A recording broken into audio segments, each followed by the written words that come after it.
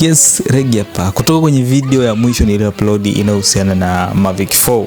So kuna mtu mmoja amecomment hapa, namfahamu, ni mwanangu, amecomment hapa TikTok Big Clinton. So nitamtumia kama mfano, maana najua kuna wengi, najua bongo bana, sisi vichwa vyetu vizito kidogo kuelewa, then tutaanza taratibu. So amecomment pale, huyu jamani drone pilot kumbuka, then amecomment pale anasemaje, hiyo shot mbona simple tu, acha kudanganya watu. Anyway, unajua kuna comments zingine mimi nachukulia kama stage, yani zinanipa kitu cha kufundishia watu, kwa sababu najua watu bado wanauelewa mdogo sana wa vitu vingi. So na siku zote simlaumu drone pilot anao comment hivyo, kwa sababu unajua mara nyingi hata tunavyokuwa tuna rent ma drone pilot tunakuwa tunawaelekeza bana, nataka shot 1 2 3. Sometimes unamwacha, kuna drone pilot mwingine ana experience sana, unamwacha anafanya vitu vyake anavyotaka, then wewe unataka tu shot chache labda, kwa unamwachia afanye freestyle zake. Lakini asilimia kubwa tuna operate project, kuna vitu tunaviangalia, kuna aina ya shot, kuna nini, kuna kitu tunakuwa tayari usha arrange.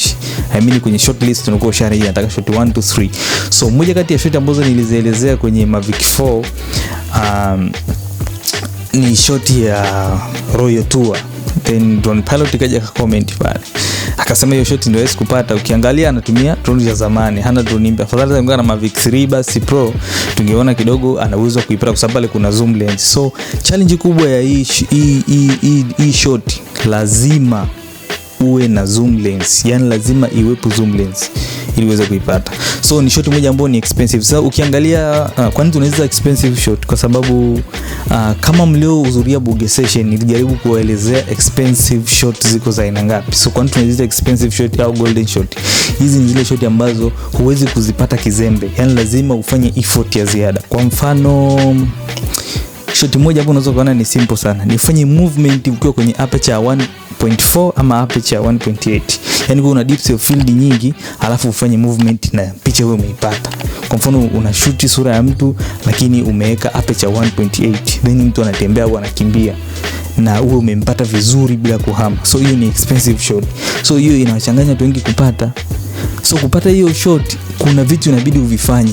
Yani kuna gear lazima uupdate. Aidha uwe na kamera yenye uwezo mkubwa wa kufanya face tracking, then unaweza kuiotea hiyo shot, ama uwe una robot, uwe tayari ameshajua bado mimi nitafanya movement A kwenda B, robot yao amesha calculate.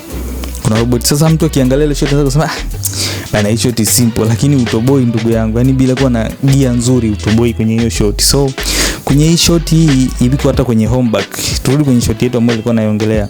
Hii shot ni expensive shot, ipo kwenye home back. Kuna home back, lakini pia tukiangalia Royal Tour jamaa ameitumia sana sehemu nyingi. So inamaanisha jamaa alikuwa lazima uwe na zoom lens ili uweze kuachieve hii shot. So Mavic 4 na au Mavic 3 pia wana zoom lens katika drone zao. Sasa wewe ndugu yangu, hata hiyo zoom lens kwenye drone yako haipo, unaachieve vipi hii? Kwa hiyo sikulaumu, lakini nataka tu niongee kwa njia ambayo watu wengi watataka I mean kwa ajili ya watu wengi kusoma. Siongelee kwa ajili ya mtu mmoja, nataka tu wote wasome, sababu comment ya mtu mmoja imenifanya nikagundua pia kuna watu wengi najua wengine hawajanielewa. Wako wengi tu, at least mmoja ameandika comment yake ambaye ni tunafahamiana, ni rafiki yangu, lakini so nikasema anyway ngoja nimtumie kama kuelezea watu wengine pia waweze kuelewa. So kuna baadhi ya golden shot, kwa nini zimeitwa golden shot? Kwa sababu ni difficult kuzipata. Yani kuzipata ni kazi, lazima ufanye kazi nzito. Na ukiangalia kwenye home back walitumia helicopter kushuti baadhi ya shoti za juu, lakini za chini walitumia dolly.